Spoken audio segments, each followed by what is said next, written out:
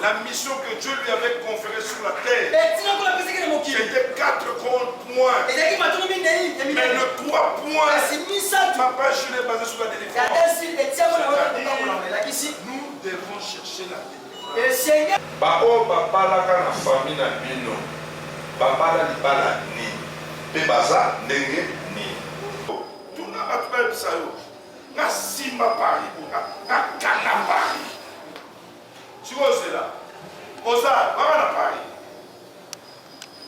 Ok, ouais. D'abord ma délivrance. Il y a une personne qui est là. Frère, quel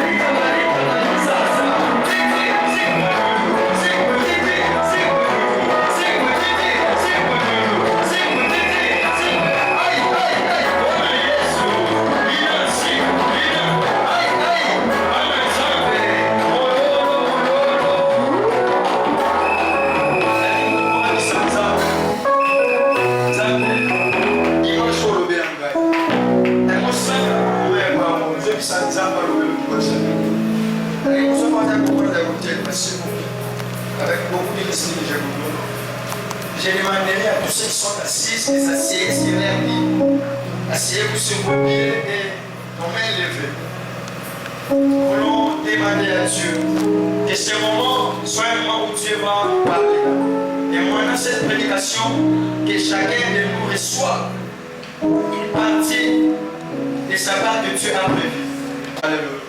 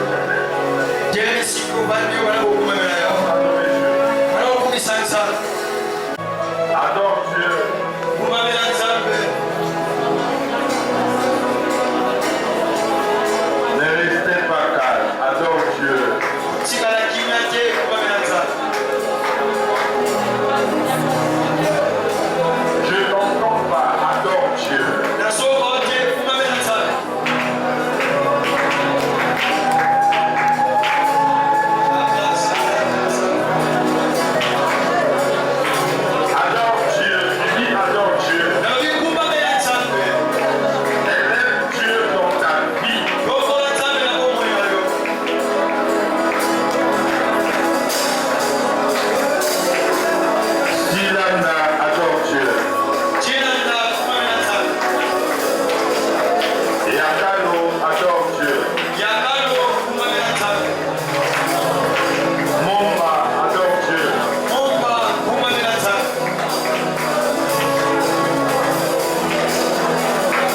Mushinga kumanata.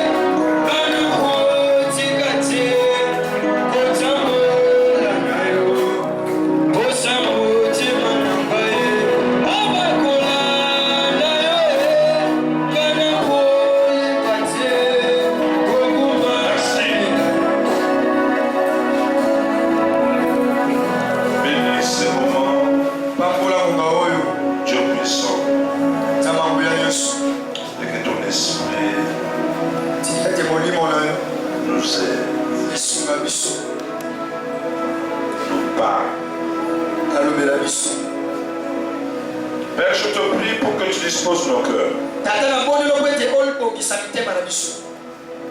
Au nom de Jésus-Christ, oriente mon esprit, ma pensée par rapport à la révélation que tu m'as donnée ce matin.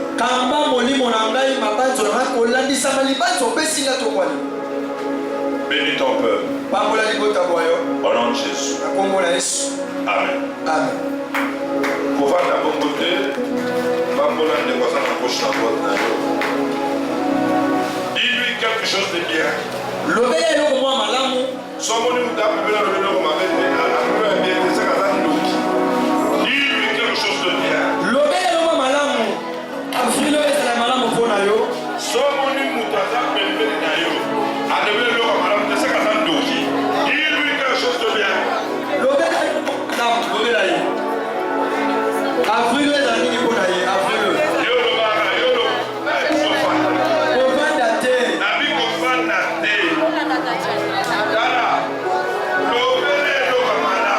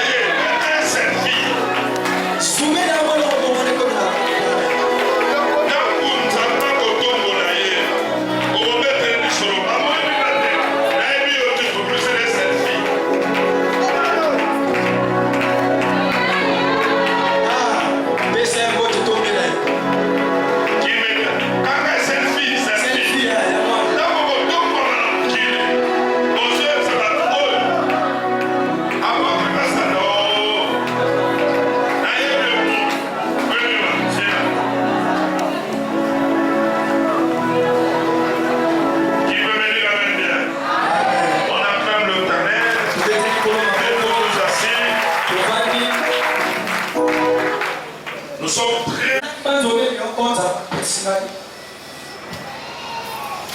C'est une pensée, franchement, m'a beaucoup touché.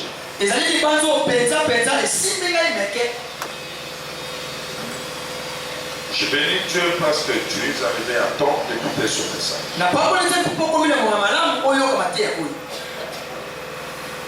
Je dirais peut-être malheur à ceux-là qui ne viendront pas. J'interpelle ton esprit de m'écouter attentivement. Si tu es avec moi, tu me dis Amen bien. Je suis très content parce que la sœur Awa a respecté ce que j'avais dit. Donc là, je comprends qu'elle le fait dans le souci de partir. Oui, le départ est certes. Mais tu dois aussi nous chercher une dame ou un frère qui va te remplacer pour la lecture.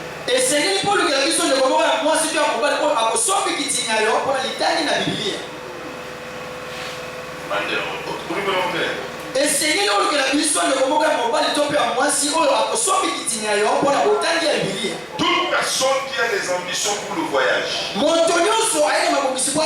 commence d'abord par remplacer une personne à la place. C'est un acte de foi. Si tu fais ça, c'est une grande prière. Tu dis déjà à Dieu, Seigneur, moi je suis partant et c'est lui qui va rester à ma place. Quand tu veux partir pour laisser cette place vide, tu ne partiras pas. Si tu veux partir, laisse déjà quelqu'un. Qui me dit Amen bien. Amen. Est-ce qu'il y a quelqu'un qui a un projet de voyage ici? Si tu as un projet de voyage, commence par remplacer déjà une personne. C'est-à-dire, tu gagnes une personne. Tu l'amènes, tu commences à prier avec lui. Le jour que tu partiras, on ne va pas sentir le vide.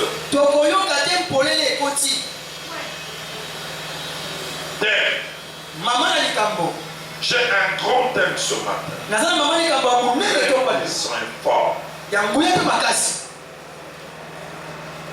Je ne crois pas que je veux parler devant beaucoup de personnes. Mais je veux parler seulement devant une seule personne. Je ne sais pas si la personne c'est qui. Je parle au nom de Jésus-Christ. J'engage le Dieu de mon appel. Ce message, je l'ai reçu venant de Dieu. Pas par expérience. D'abord, ma délivrance. Tu me dis Amen bien. Amen. Dis à ton voisin, d'abord ma délivrance. D'abord ma délivrance. D'abord. On nous avait dit le peuple d'abord, mais on a compris que ce n'est pas d'abord le peuple.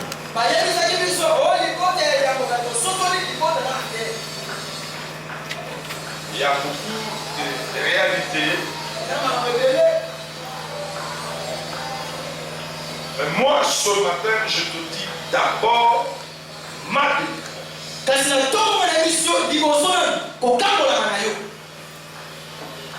Regardez-moi, Papa Gilles. Regardez-moi. Écoutez-moi, Église. Je suis dans le premier mot et première phrase de ma pensée de ce matin.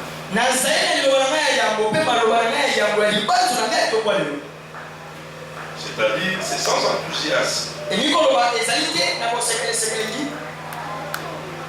Mon esprit, ma conscience est vraiment calme. Et j'ai senti dans mon esprit un grand souci pour toi. Et l'Esprit de Dieu me fait voir que le vrai problème, c'est pas d'abord ce que tu cherches, c'est pas d'abord ce que tu désires, c'est d'abord ta délivrance.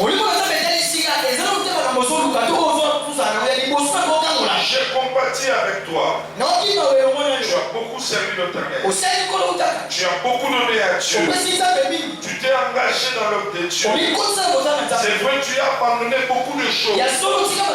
Personne n'est laissé, mais Dieu sait. Et tu as abandonné beaucoup de choses à cause de Jésus. Jusqu'aujourd'hui, tu luttes. Il y a trop de combats. Tu te bats. Tu n'arrives pas à recevoir ce que tu veux.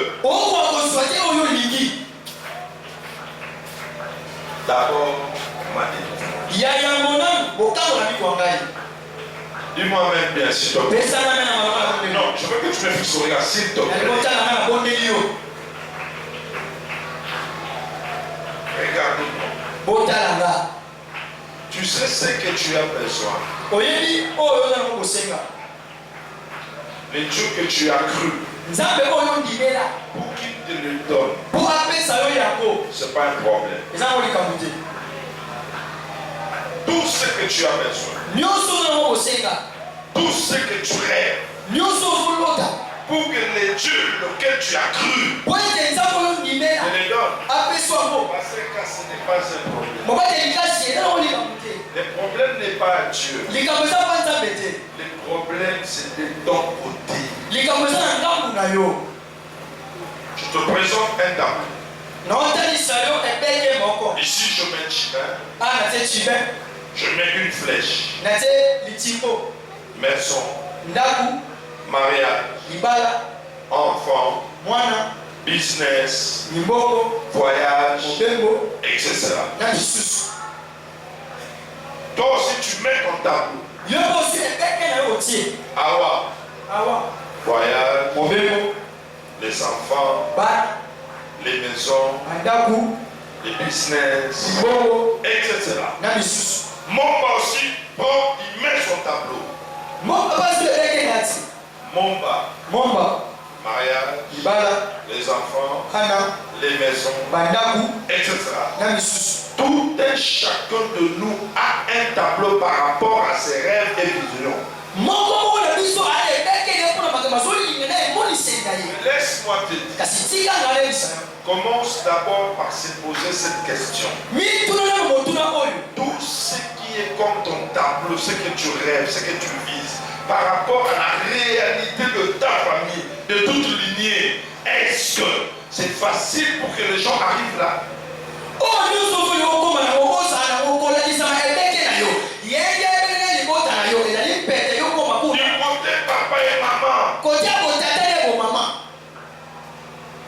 Je commence d'abord par réveiller ta conscience là.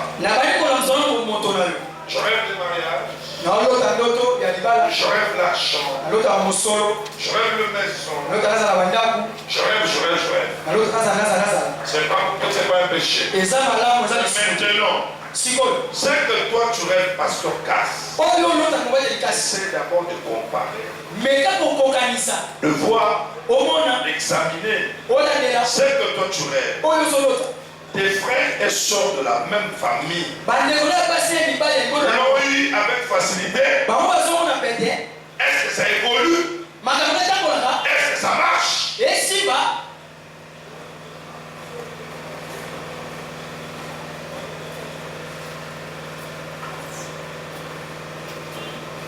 On ne peut pas venir à l'église pour seulement dire les amens, crier. Non. À un certain moment à l'église, il faut qu'on réfléchisse.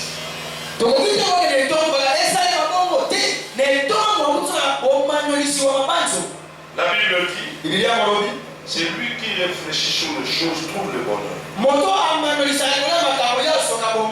Évite de venir à l'église par enthousiasme, par effervescence. Non.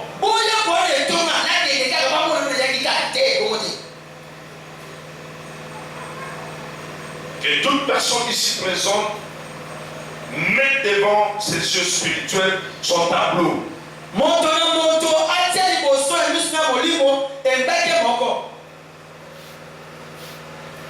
Bao babalaka na famille na bino babala libala ni pe baza ndenge ni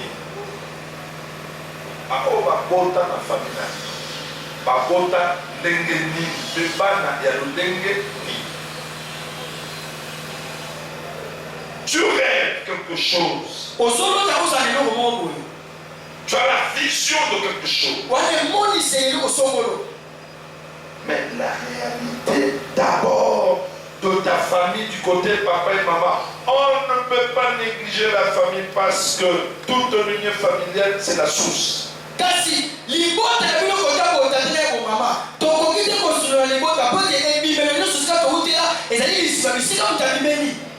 Il y a des fois tu es tellement distrait.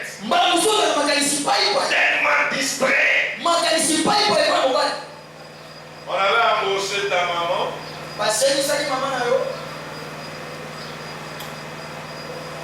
Et la vie que toi tu mènes maintenant. C'est quelle vie?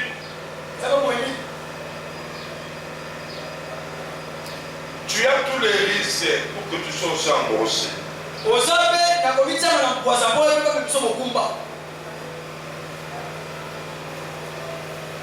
On avait épousé ta maman.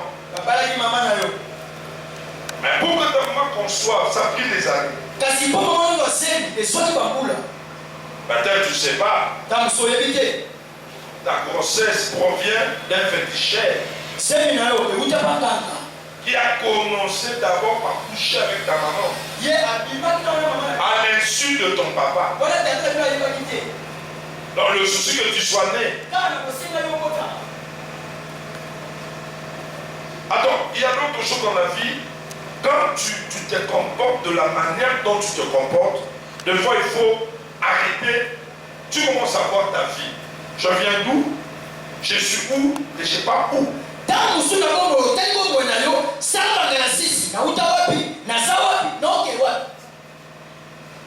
D'abord ma délivrance. Frère, que personne ne te trompe. Nous sommes dans l'an 2022. Nous avons beaucoup prié, beaucoup jeûné, beaucoup donné, beaucoup cherché Dieu.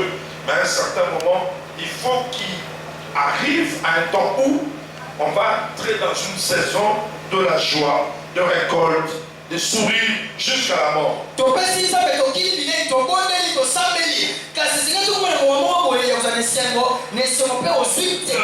avons des personnages dans la Bible à suivre. Pasteur Joseph a beaucoup souffert. Mais quand le temps de la délivrance avait sonné, et puis qu'il avait quitté la prison jusqu'à sa mort, Allen est suscité.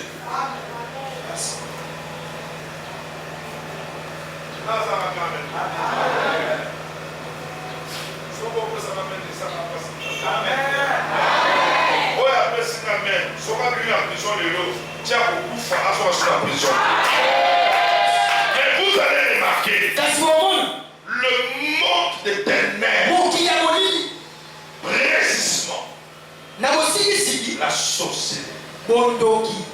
Mon fils David, la sorcellerie. Ne te trompe pas. Nous sommes les Africains, précisément les Bantous. Ce qui régit nos systèmes, ce n'est pas les sciences occultes, c'est la sorcellerie.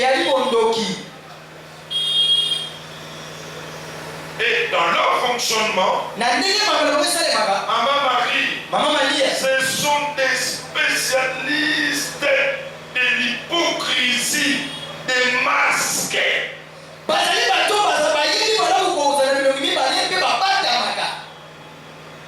Tout ce qu'ils font, ils le font dans l'obscurité. Je vais être ami avec mon fils Timothée.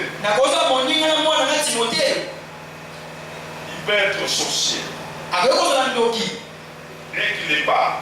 Je prends un exemple. C'est pas en sortant d'ici, tu dis au nom d'Adam, dit que Timothée c'est un sorcier. Je prends un exemple. Parce que dans l'église, il y a. Et écoutez, dans l'église, tout peut arriver. Comme il est sorcier. Mais mon ami, il va tout faire. Les actes, le geste, l'amour masqué, pour que je ne puisse pas comprendre qu'il est sorcier. C'est comme ça que les sorciers fonctionnent. Ça peut être ton père, ta mère, ta tante, ton oncle, un ami. Mais quand tu vas vivre avec lui, si un prophète, sous l'onction de l'esprit, tant que je connais ces hommes, il dit, Dieu me dit, alléluia, Dieu me dit, il y a quelqu'un dans ta famille du côté papa que tu aimes trop. Dieu me dit, c'est lui qui tue ton étoile. Tu commences à chercher. Madame, ah non. Voilà pourquoi tu dois comprendre la pensée de ce matin. D'abord ta délivrance.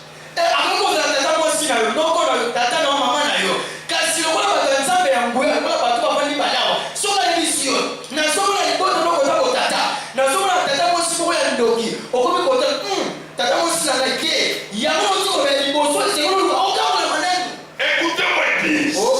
C'est quelqu'un qui dit amen bien. La maman biologique peut être à la base de ta destruction par la sorcellerie. Nous disons facilement, ce maintenant maman dans un kiloki. Quand elle est dans un mois, et l'homme en ça, et toi dans ça, ne permettra qu'à vous voler à ôter. Qui fait ça?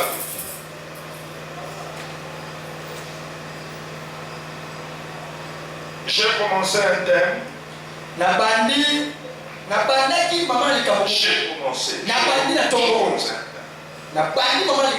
Mon esprit est tellement agité. Suivez-moi. Le monde de la sorcellerie fonctionne avec beaucoup d'hypocrisie. Tout ce qu'ils font, même si c'est en bien, tout, d'abord il faut l'air bien, commence d'abord par faux. Faux bien.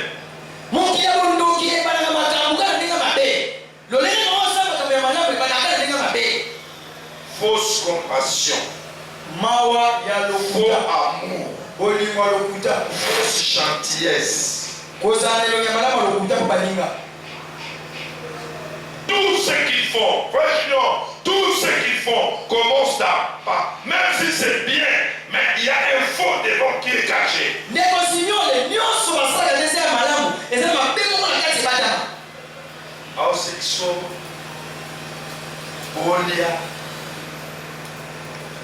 Ce qu'il est en lui, il ne veut pas que tu puisses le découvrir, il est sorcier.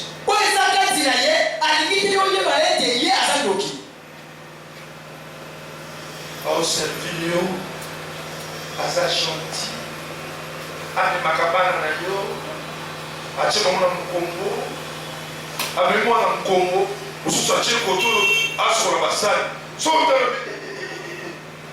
mama kengo, parce que ça va côté, azala kolela, nzoka mama kengo wana boy wana, ne famille na bine bongisa, etinda baluki yo tala. Au moins, la prière au Sala, il y a un autre cause à la hausse à l'élo. D'abord ma délivrance. Même pasteur, nous avons besoin de la délivrance. Parce que si tout un chacun de nous, que tout le monde commence à regarder ses valeurs, ses relations, les grâces, les talents, tout ce qui est de bon que Dieu a mis en lui, il y a d'autres personnes, par une seule prédication, la vie a changé. On doit se poser des questions. Toi et moi, on a prêché combien de fois? Soki bozana nzambe nyonso bali komilandela makoki aza nango ngolo aza nango baboyeba ndenge ayebana bamateyateya soki nga oyelite ya moko ekofongola bomolonga sefongola te. Essaye bien de voir le profit de ta famille. Meka kotala singa libota na yo. Tu vas remarquer que non, on a besoin de la délivrance. Okomona te esengeli zoto. D'abord la délivrance. Liboso na lu okangolama. J'ai beaucoup de textes bibliques ce matin. Nazana matanga Biblia meke tongole. Mais Kasi pour gagner le temps, pona kowela ngonga.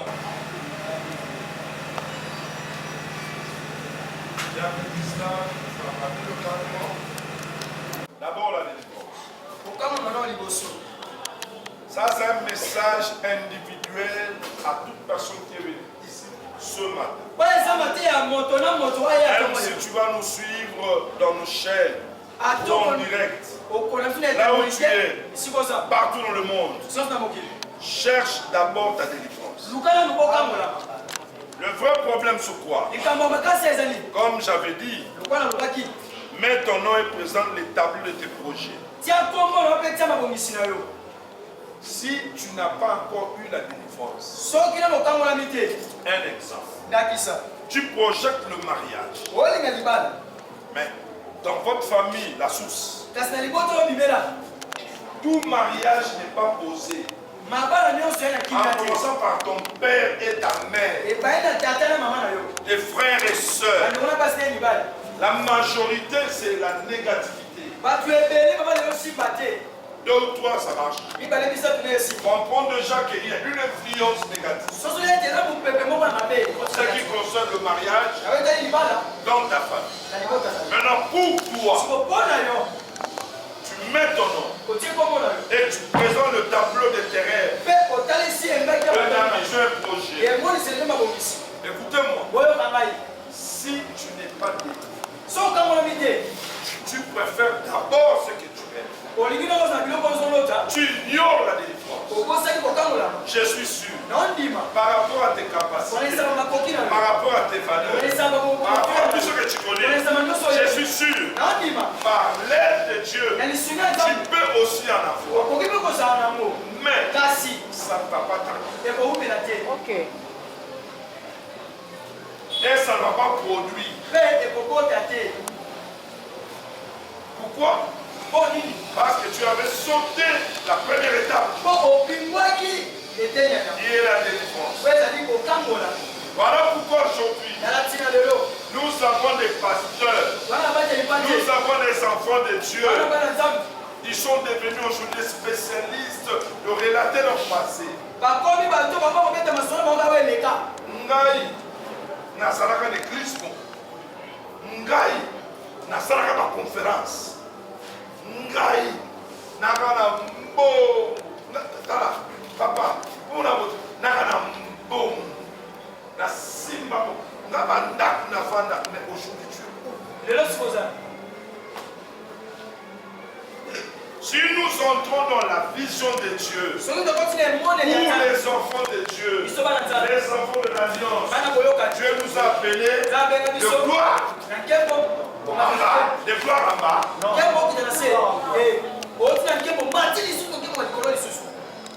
Mais pourquoi nous tous aujourd'hui, nous sommes devenus spécialistes pour la télé passée? Ah, j'étais. Donc on a beaucoup de choses à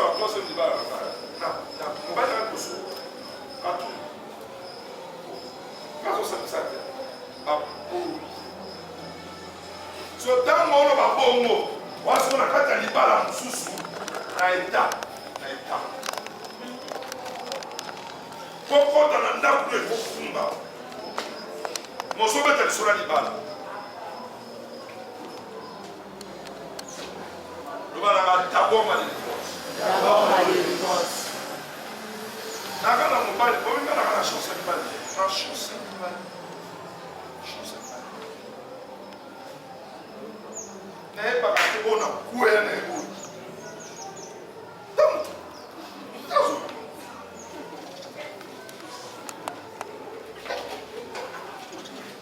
Là, tu dois comprendre qu'il y a un problème de la sorcellerie qui ont embrouillé ton étoile.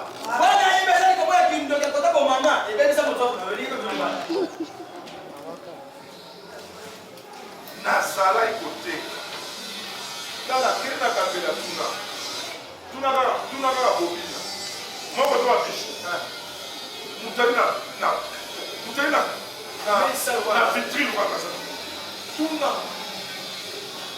Na bien. Quand on soit tuna, yo ça cimetière. Quand on soit tinda va perdre tuna. Autant cimetière.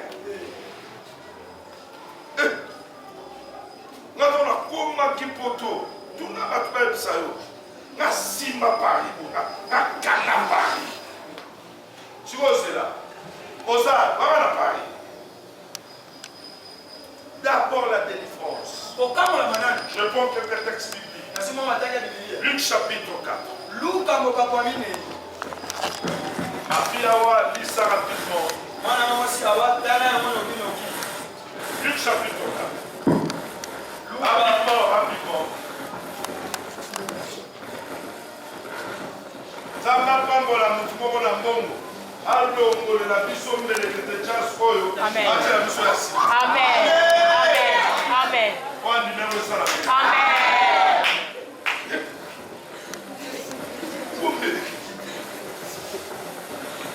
Yoka. Mutu na attaque de la terre médiocrité l'église au nom de Jésus. Amen. La terre en l'église, la terre en la finale. Amen. Médiocrité qui la bondokia tout ça. Amen. Au nom de Jésus. Amen. Chapitre 4, verset 13. Après l'avoir tenté de toutes ses manières, le diable s'éloigna de lui jusqu'à un moment favorable.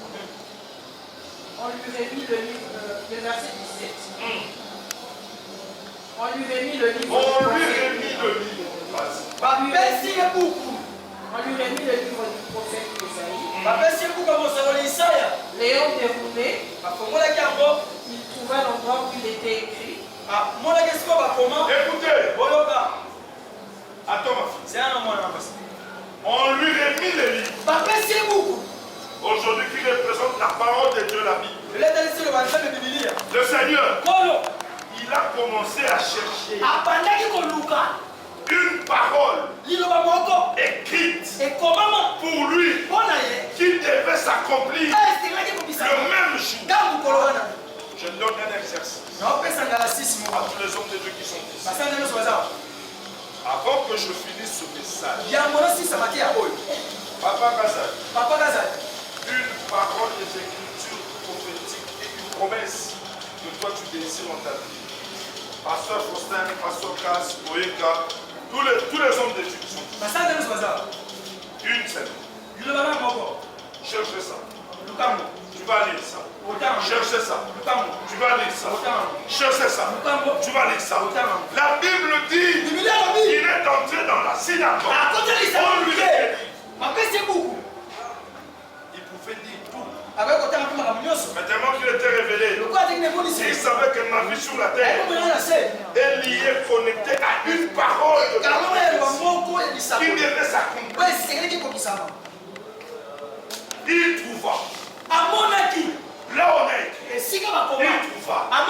Oh mon Dieu, que tu trouves un texte biblique, une parole prophétique ce matin, que tu trouves une promesse qui est déclarée pour toi. Et aujourd'hui, que cette promesse s'accomplisse. Amen. Verset 19.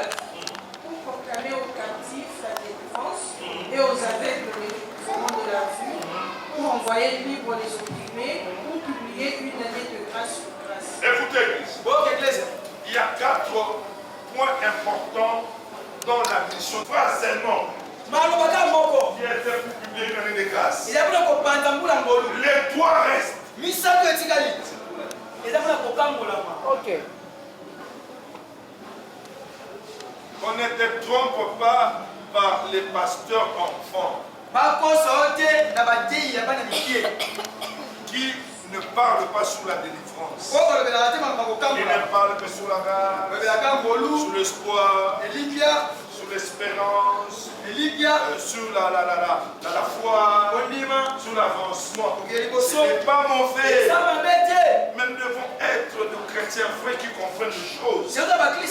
Notre maître, Jésus-Christ, la mission que Dieu lui avait conférée sur la terre, c'était 4 grands points. Mais le 3 points, ma page est basée sur la délivrance. Nous devons chercher la délivrance.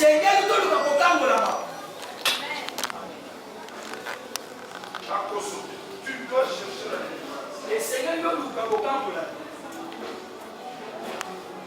Et puis, ce qu'on a lelo, on doit sauter. Ma prière au sala sala. Ne se battre nous allons au sala. Amen. Amen. Aussi, comment nous montons nos salades? Attends à dire là. Moi, je suis sur ma famille. Mais je ne sais pas la photo. Il y a un moment où je suis sur ma famille. Mais on dit de là, nous, pour savoir où c'est sa famille. Maïbi, que nous tous sera su. Alors, nous, la famille, comme je vous ai toujours dit, ce qui fait la force de la sorcellerie africaine ou congolaise, c'est la pauvreté.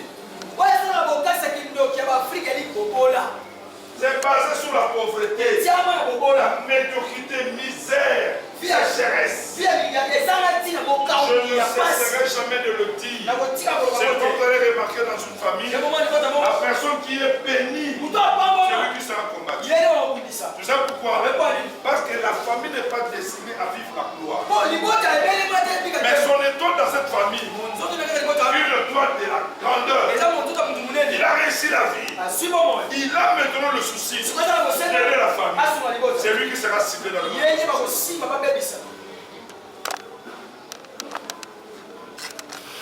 Papa, tout ça, pas cette semaine, l'autre semaine, 14 jours, je n'ai prié la délivrance. Qui me dit Amen? Amen. Vous pouvez vous faire. Amen. Amen.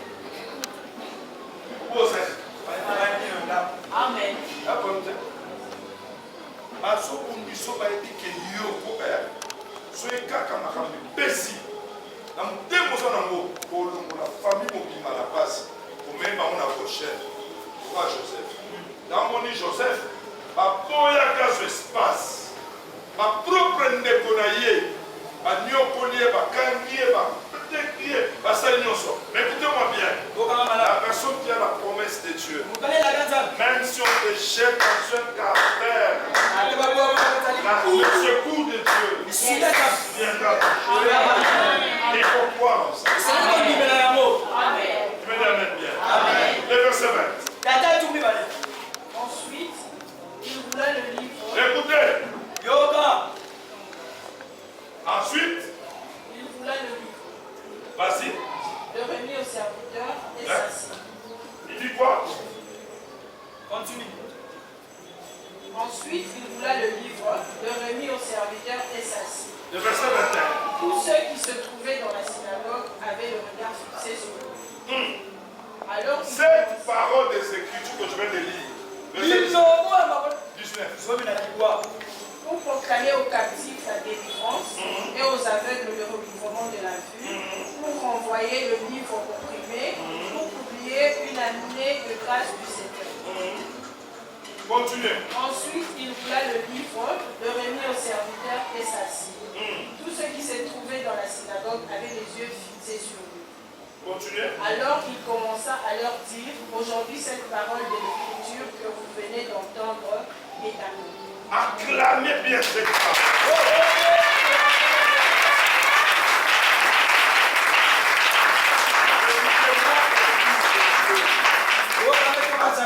Écoutez-moi. Tout ce que Dieu a dit comme promesse dans sa parole, il finit toujours par ça. Yes. Ça, c'est un exemple clair. Jésus. Ce que Dieu avait dit à Jésus a eu son accomplissement. C'est-à-dire, tout ce que Dieu t'a dit. Moi, je ne parle pas de demain. un Dieu de demain. Amen. Parce que le nom de mon Dieu, c'est Jésus. C'est-à-dire, c'est un Dieu qui opère dans le présent. Avec précision maintenant. Tu vois comment ça m'aide bien? Cette parole que vous venez d'entendre, c'est accompli aujourd'hui. Là, je comprends que toute personne ici étant enfant de Dieu, serviteur de Dieu, tu as une parole que Dieu t'avait promise. Aujourd'hui, cette parole aura son accomplissement.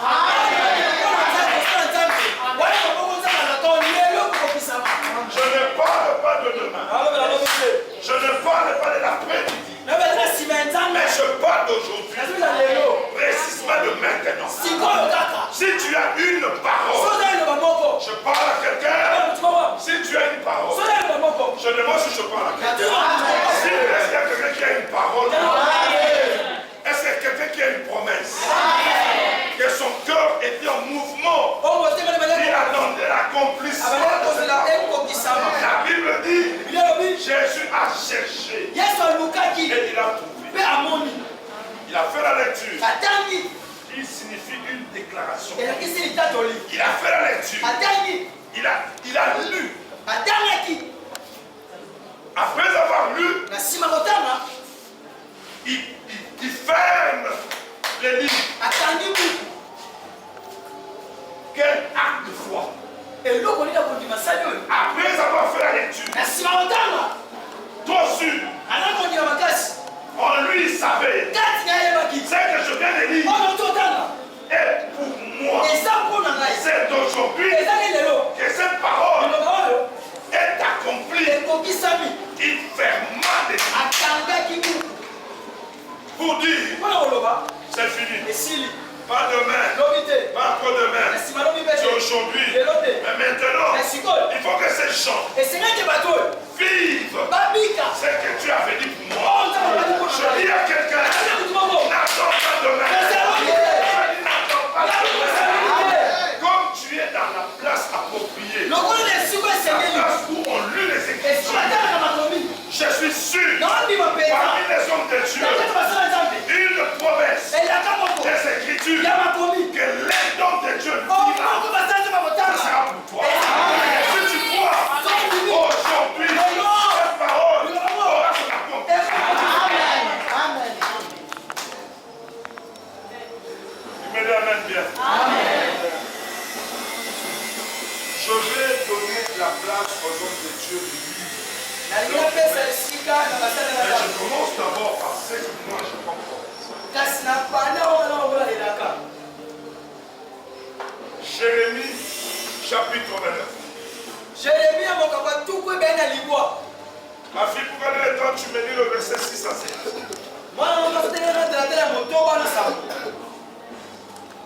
Jérémia,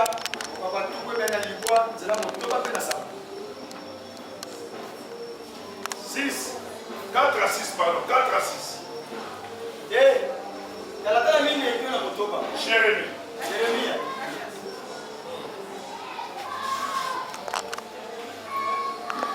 Jérémie 29.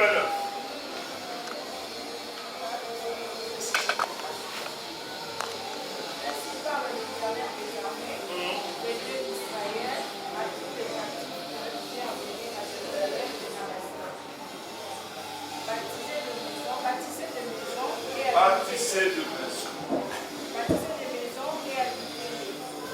Plantez des jardins et mangez dans les fruits. Prenez des femmes et engendrez des fils et des filles. Prenez des femmes et des fils et donnez des maris à vos sœurs, afin qu'elles enfantent des fils et des filles. Et là où vous êtes et ne diminuez pas. Recherchez les biens de la vie. Acclamons cette parole de Dieu. Israël à Babylone. Comme des esclaves. Écoutez, un esclave ne fait pas des choses selon sa volonté. Il dépend de son chef. Et il vit sous les pressions de torture, de domination, etc. Écoute ce que la Bible dit. Merci toi. La Bible dit quoi? Une partie était sortie. Et maintenant, ceux qui étaient restés dans l'esclavage, la Bible dit, les dieux de souvenirs, c'est souvenir d'eux, et il a révélé des choses à son prophète, et le prophète a écrit ce que Dieu lui a dit. Si tu commences à lire le verset 1er, on nous dit, voici la contenu de la lettre.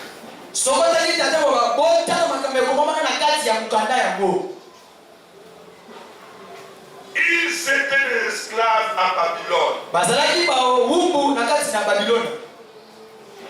Mais Dieu dit, là où vous êtes, bâtissez des maisons.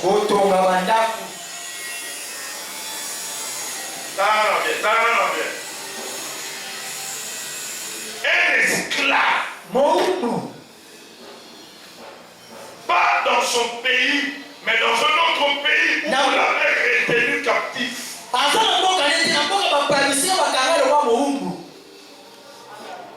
Une partie était délivrée. Moi je pense, si on nous arrête pour toute cette personne-là, et une bonne partie s'évade. Maintenant, la personne qui nous avait pris en otage, lorsqu'il va remarquer qu'une partie a pris fuite, le reste là, je suis sûr, il va renforcer la sécurité.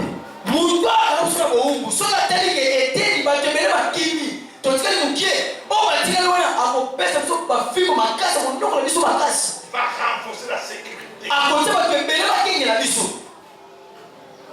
Ceux qui étaient restés dans l'esclavage, malgré on avait multiplié les souffrances, on a renforcé la sécurité. La Bible dit, tu as envoyé un message. Je veux dire à quelqu'un, pendant que tu me suis, la situation est devenue encore grave. Tu combien encore des efforts pour vivre. À telle enseigne que tu manques même 1000 francs pour le transport. Des fois tu ne manges pas, tu dors affamé avec un pain sec. Mon Dieu, même si tu vis ainsi, je vais te dire une réalité. C'est que Dieu t'a promis finira toujours par s'accomplir. Ne relâche pas, n'abandonne pas, ne laisse pas. Mais je dis à quelqu'un, avance encore avec ta foi.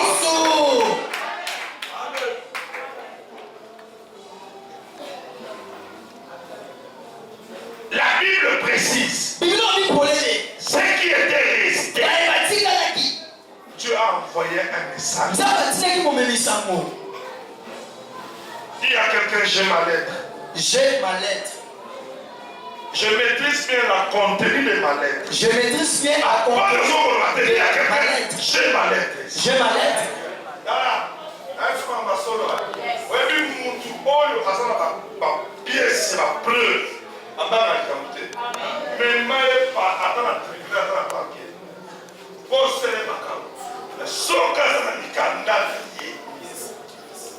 Pièce contre pièce.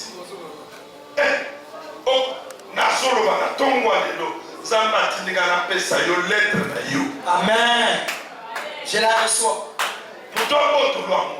Yes. La Bible dit, le prophète a parlé. Lorsque le reste ont compris la contenu de leurs lettres. Et on avait écrit quoi? Ils étaient des esclaves. Mais Dieu leur dit, là où vous êtes, bâtissez la maison. C'est ça. Yamwane. Si on a écrit, Yamba comment? bâtissez la maison. Bâtissez des maisons. Je dis à quelqu'un, même maintenant, tu n'as pas ta part de terre. Mais cette parole sont pour toi. Et je te dis, malgré la sorcellerie de ta famille, sont pleins. Là où tu es, dans la même famille, je te dis, va bâtisser des maisons. Oh yes.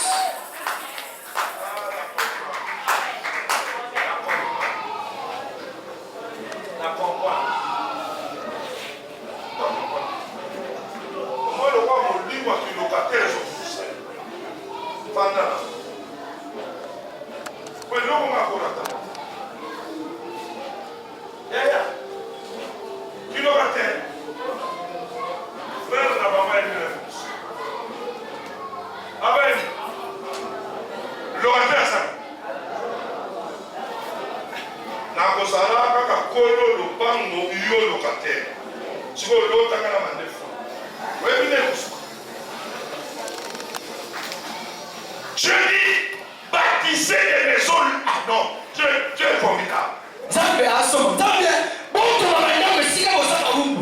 Là où on t'a bloqué, là on ne veut pas que tu prospères. Je dis à quelqu'un, je connais la société de votre famille. Ils ne veulent pas que tu prospères. Ils ne veulent pas que tu ailles loin. Ils ne veulent pas que tu quittes la maison. Mais ce matin, cette parole est pour toi. Malgré cette puissance, mais toi, parce que tu écoutes ces messages, mais toi, parce que tu écoutes cette parole, là où tu es, même si ils t'ont bloqué, la puissance de la parole de Dieu te saisira là aussi. Et je te dis, tu iras loin. Pendant que je parle, la puissance de la parole de Dieu commence à neutraliser la force. Sorcier de votre famille. Ils étaient à Babylone. Babylone n'est pas la terre de Dieu. Dieu leur dit ceci. Là où vous êtes, les autres sont partis. Ils sont évadés. Mais toi tu es resté. Là où tu es, parti des maisons.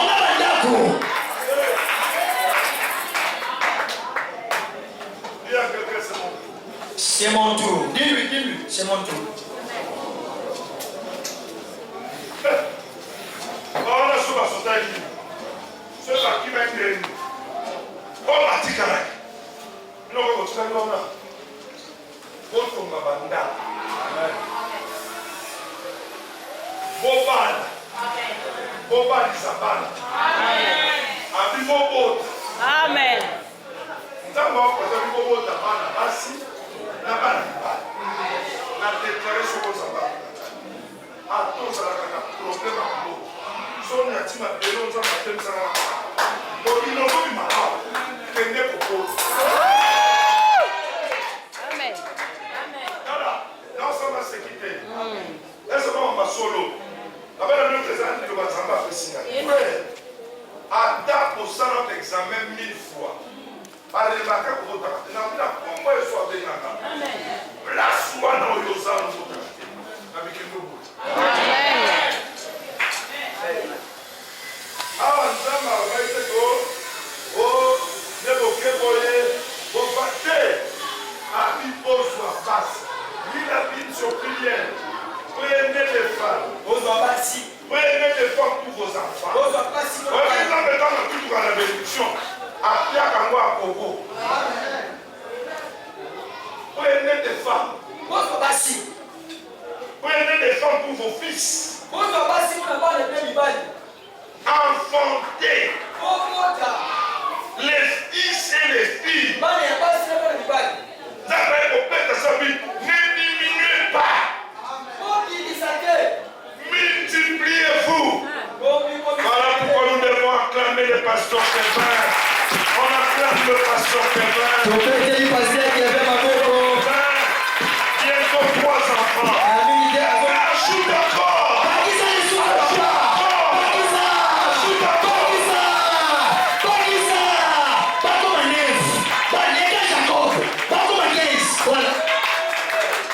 Dieu qui te donne la force d'avoir des enfants te donnera le moyen d'élever ses enfants. Personne ne te trompe. Allez faire des enfants. Frère Junior, ajoute encore.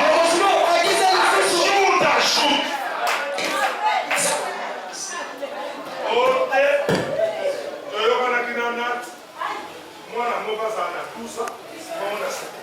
Vous bloquez la pensée.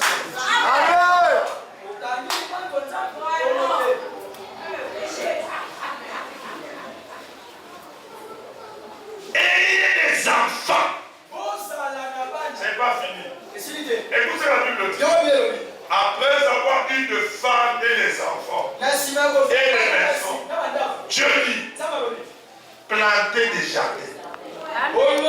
Attends d'abord, avant ça, bâtissez des maisons et habitez-les.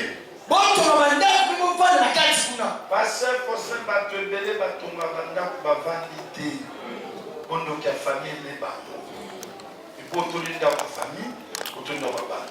Donc il quand même que ça y Yom to son di bana zambe na ngai. Ndaku yo kotonga. Oko fanda ya mo. Amen. Na komba swasiya. Ndaku na yo ko fanda ya mo. Amen. Yo kana to so pesa makanda. Yo ko fanda ya mo. Na so bana komba swasiya. Mutu moto ya mutu kinayo. Yes. Ndaku yo ko fanda ya mo. Amen. Qu'est-ce que c'est comme histoire? Na tongi ndaku na ngana pasi pour na bana nga. Na kufi.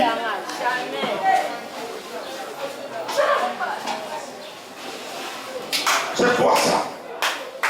Planter des jardins. Écoutez. Et mangez-en le fruit. C'est là où se pose le temps. On te laisse travailler. Tout ce que tu gagnes. Une baignoire. Précède. Pour récupérer le fruit de ton jardin. Je déclare. Je lève ma main. Tout ce qui est comme ton jardin, qui symbolise la sueur de ton front, personne n'a mangé là.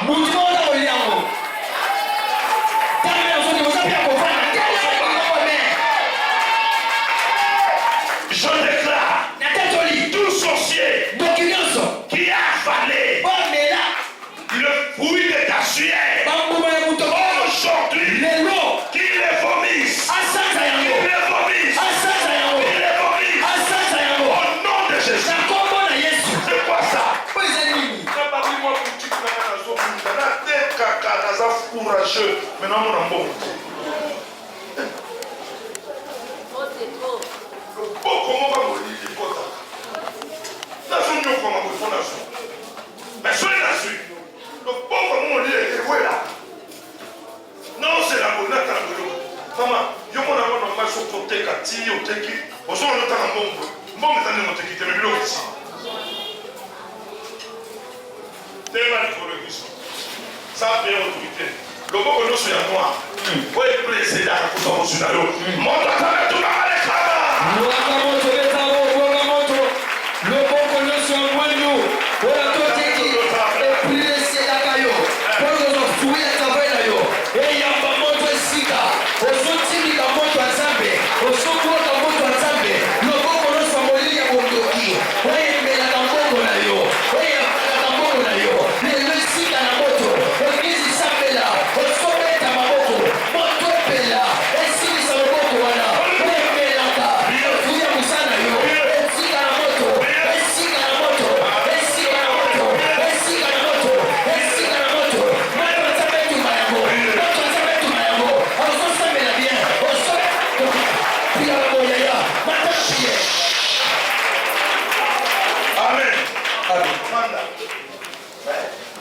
c'est Dieu qui a parlé.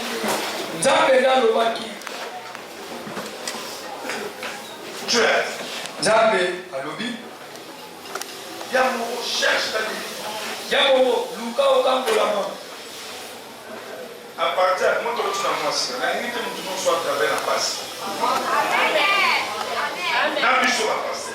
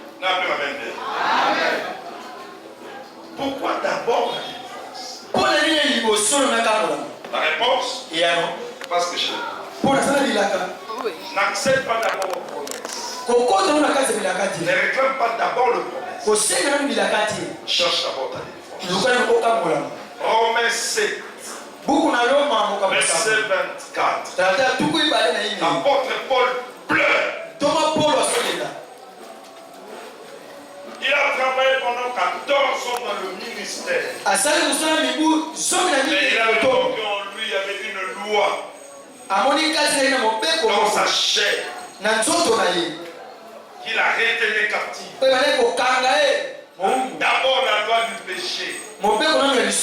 Or le diable péché akota na nsima lisumu pour opérer. mpona kosala Il profite derrière l'ignorance akota na nsima kozala pour opérer. mpona kosala. Verset 24. Romains 7, 24. Une autre force. po ane koyoka akangama basinga na bokasi moko. Verset 24. La Bible dit quoi? Misérable. Il a commencé d'abord par se traiter de misérable. Moto amawa wonga nazali mukengeli. Qui me délivrera? Nani akokangolanga? Nani? Soyez Yesu. Mama bakosote. Tikalo ko wena na libalo so wena wana. Po ya monde so bozo tungisa yo. Fana mafi. Ya monde so tungisa yo. Na bala nzambe na lola. Na bala na voyager. Nzambe na lola. Na porta mama. Ya chérie, tu m'as dit. Mon comment on a dû s'habiller. Nous avons fait un peu de choses.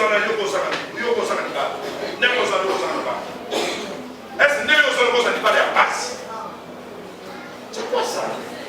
Ceux qui n'ont qu'un lit, ça va battre ma campagne, toi, à l'égalité. Imposeur. Papa, et bien là, ma fille, Nemo Sawa.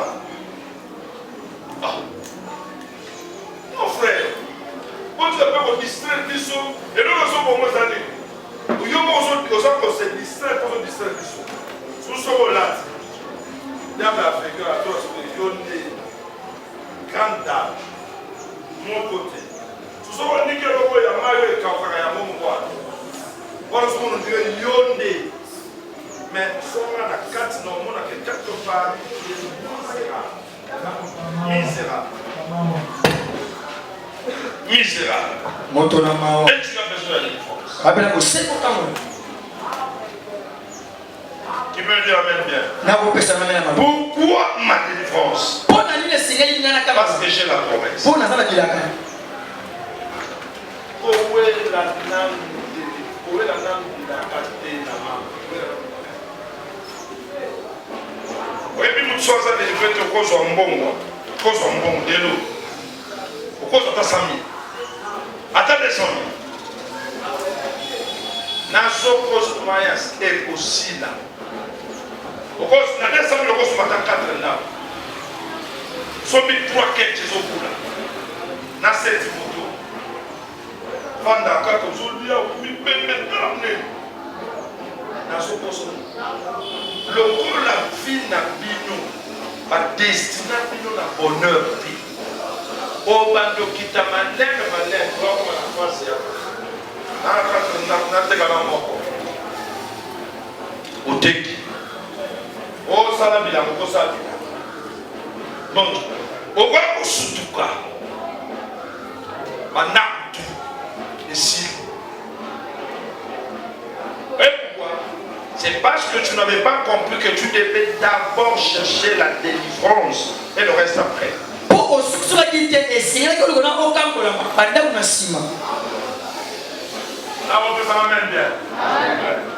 J'insiste. Pourquoi d'abord ma délivrance? Parce que j'ai les promesses.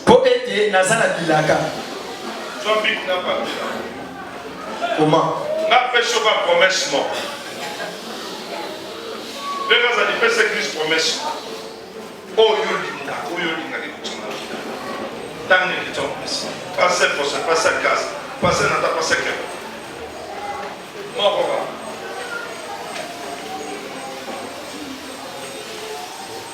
On ne vous parle pas. Et bien, restez mon corps.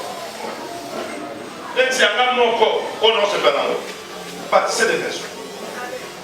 Yaya. Quand on a un bateau, ça va nous battre le même sur noir.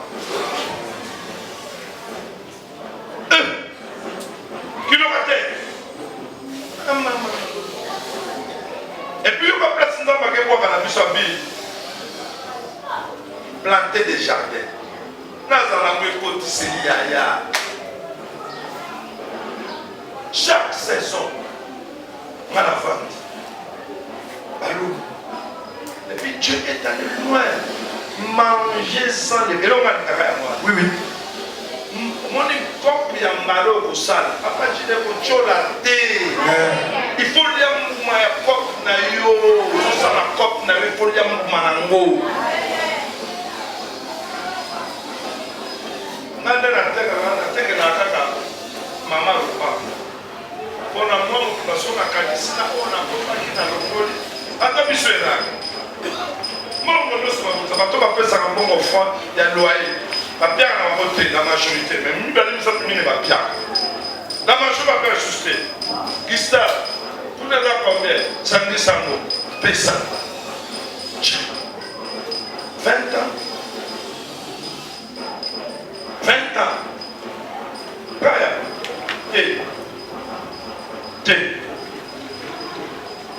Il faut que ça ait un renouvellement et intelligence. Esprit n'a pas fou moi. T'as la peine à finir bien. Là, on consulte. Là, on peut s'en mettre bien. Ma fille, vous tenez en façon à peine à bien. T'as la peine à bien. Athée. On athée. C'est une influence. Attends, comment tu peux étudier, terminer les études? Tu cherches du boulot, tu ne trouves pas. Et à la fin, comme il ne faut pas goûter.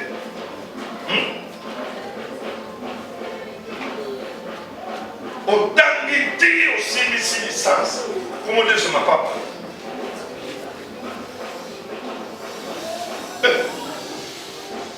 Autant qu'il dit aussi sur mon ballon. Et puis ballon, il va soutenir ma caleçon. Maman, dans la haute, il joue au taille de mon cocaïo, ni l'eau et aussi.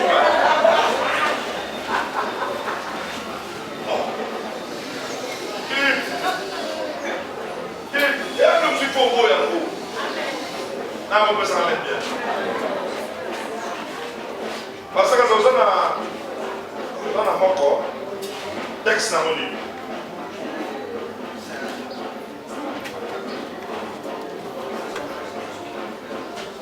Matthieu 16, c'est rare. Promesse, il y a une promesse. Le monde là, bâtissez des maisons. Voilà le locataire. Notez Matthieu 16. Vous avez tout prié. Vous avez compris que ça va promesse. Pourquoi? Parce que dans le cas de délivrance, ça n'a pas Amen. Autrement, papa n'a bien. Dans un besoin de délivrance pour un bidaka. Si on a un bidon, bidaka n'est pour qui ça va, mais si on a un pour qui ça va bidaka, et que n'a délivré nos pères. Voilà, je vais te souhaiter ça. Yo, merci. Verset forcé. Deutéronome 28. On fait attention. Il y a son cas Matthieu 16. Deutéronome 28 combien? 13 à 12. Voilà sur terre. 11 à 12. Vas-y. L'Éternel te comblera de bien en multipliant voilà. le fruit de tes entrailles. Comment? Ça dit si tu es délivré, Polo a multiplié fruits et entrailles. Le fruit de tes troupeaux et le fruit de ton sol. Dans le pays que l'Éternel a juré à tes pères de te donner. L'Éternel ouvrira son bon trésor, le ciel pour envoyer de ton pays la pluie en son temps et pour bénir tout le travail de tes mains. Frère, continue. Tu prêteras à beaucoup de nations et tu n'en prêteras pas.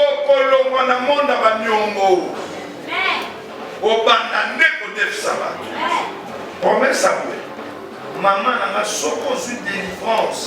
Et ben nous savons. Matthieu 16. Je te donnerai les clés du royaume des cieux. Yoka. Ce que tu lieras sur terre, tu lieras sur terre, sera sera lié dans les cieux, et ce que tu délieras sur la terre sera délié dans les cieux. Alors il recommanda aux disciples de ne dire à personne qui était de Christ. Acclamons cette bonne parole de Dieu.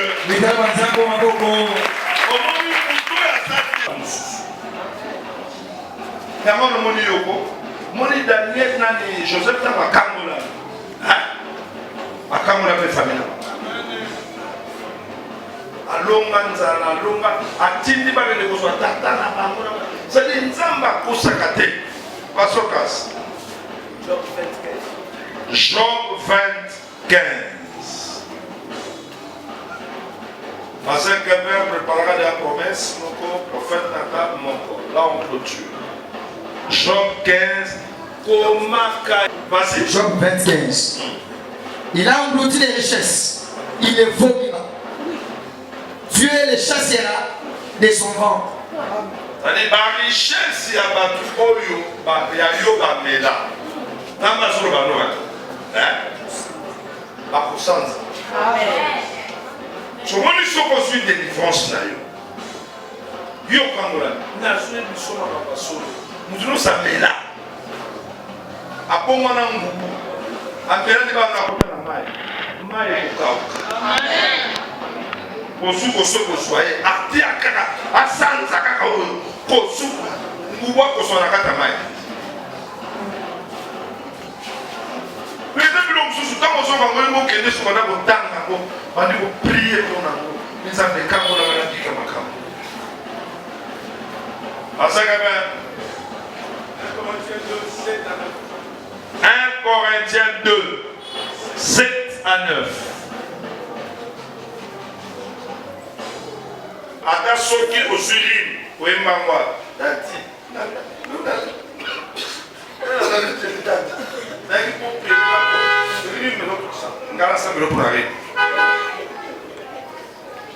makambo yango baoloba eza important okomo lutanga yo esolobeli te. Vas-y papa. Nous prêchons comme il est écrit, ce sont des choses que l'œil n'a point vues et que l'oreille n'a point entendues. Et qui ne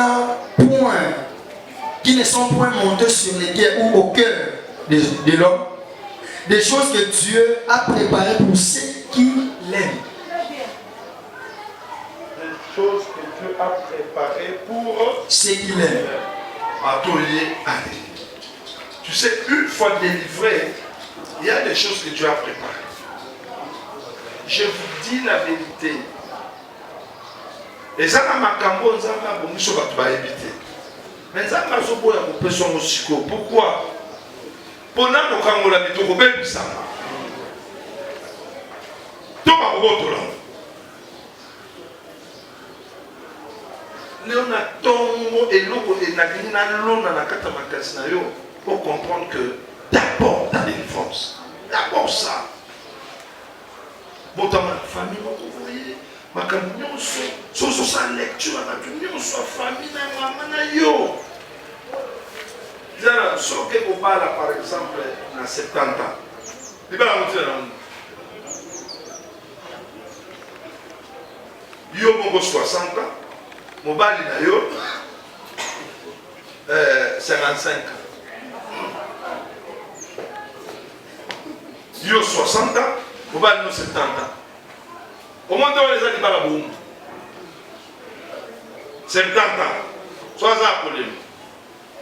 Soit l'homme va seulement que baba a mis sous ben bilamba. Par contre on a sous bateau. Sous ben. La placage toi manzaka et vous sentez. Chaque jour. Et puis on va d'abord que nous soyons 70 ans, soit talibé donc on a bien pour la kaki.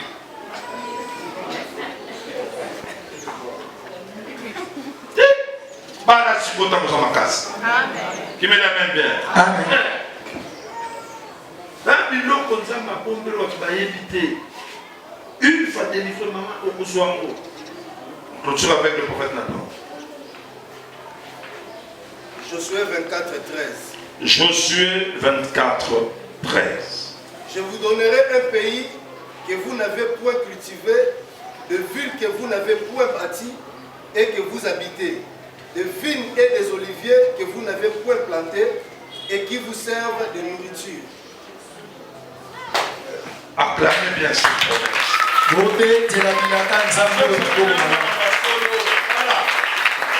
Remarquez à toi Mbongo, à tout dans la canne à Batambo. Bomba, la manière dont on va capable la couloir. Jamais. Jamais.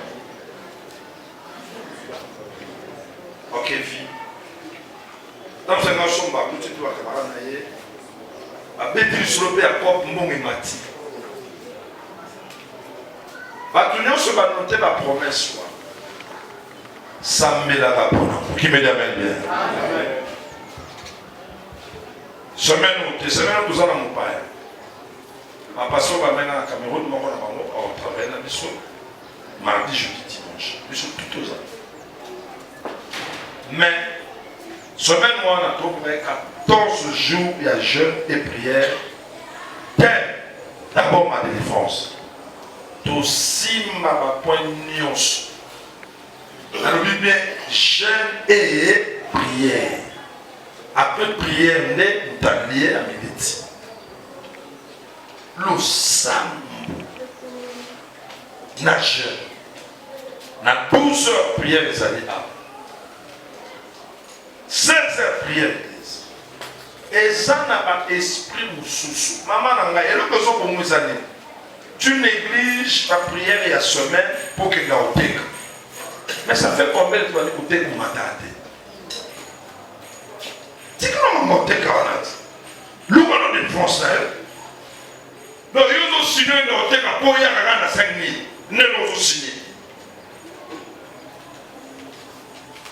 Et ça, c'est le monde.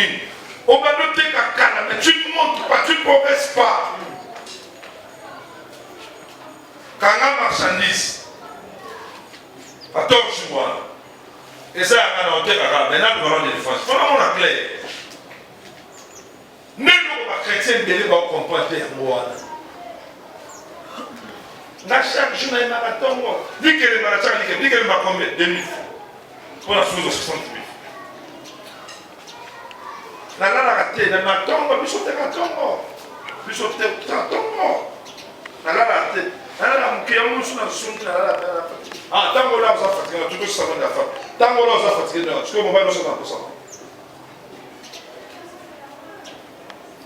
On se joue, jeûne et prière. Deuxième semaine. On a fait des lots, on a quitté, on a quitté ventilateur moko. Ou tout. Dans son bar, on a 10, mais tellement on a 15. C'est un tout son nom bien. Donc pendant ton mobile, donc si on a sous 10 000, on a sous transport. Nous avons 8 000. Attends le mot. Soyez ça la même on a les si vous avez le thé, on a tout s'afficher. Tous les exemples dans la Kem Kambongo, pour la femme à Bidaka. Na petit c'était ma casse. Zamba lo bilona bilanga, olia muma bilanga na yo. Et le mot m'a dit, Moussala ya mtokino il faut les ambo. Yo moko zamba, charge na yo, charge à bana. Charles de Bapoko na yo, papa na ngai ata, tout selon bien, tout dans la biso qui tisse, mais biso za pas na nzambe. Yesu akufa mobola kutoko mabasu. Papa na kolia ya kolia. Nemo za no yebi, yo mozo ta plaque, na bana na ba ntume, kolia na des très difficile. Mais où est ce Dieu? Il faut se révolter. Au final, n'a pas si, par rapport n'a pas si. Charge tout et tout n'est pas là. Quand on est belle ici, ma caméra, pour y on va se supporter à ton sous. Pendant que tu n'as rien. Non, non, non. Dans ça, on a pu s'en mettre bien. Dans son tombeau qui sont, on a vu dans les semaines. Pendant qu'on se prépare, c'est même pour lui. Il y a mis ça, ma camarade, ma famille. À partir de la semaine, on a 14 jours, prière, na jeûne. ça dit, non, mais là, je suis ma campo, il y a des différences, ça va. Mais ma où il y a des jours, mais on fait la requête. Angolu ya nzambe ya bato ebele nde ebikisaka. Na opesaka mende totema likolo topri. Baserviteur nyonso baberger communiquer liboso eza boye. Mardi, jeudi, dimanche, Bishop Michel Mboyo nde akotela biso ya Cameroun. En tout cas, na sengi na église mobimba tozala. Amen. Oh, amen. Et puis na sengi na église mobimba koya yo moko te. C'est un homme de Dieu, bango baza parmi bato bamena na Cameroun, et ils m'ont fait beaucoup du bien. Ils m'ont fait beaucoup du bien. Voici. Alors le voilà Zozonga, ayaki Zozonga. Il a consacré le programme mardi, jeudi et dimanche. Mardi, tous à la colléga, tous à l'élo. Jeudi, tous à la colléga, tous à l'élo. Et dimanche, on a insisté, moi, on a sur le racheter mardi zala. Protocole Bayembi uniforme, vous à la présentable, parce que à ça, on a une image. Paiement.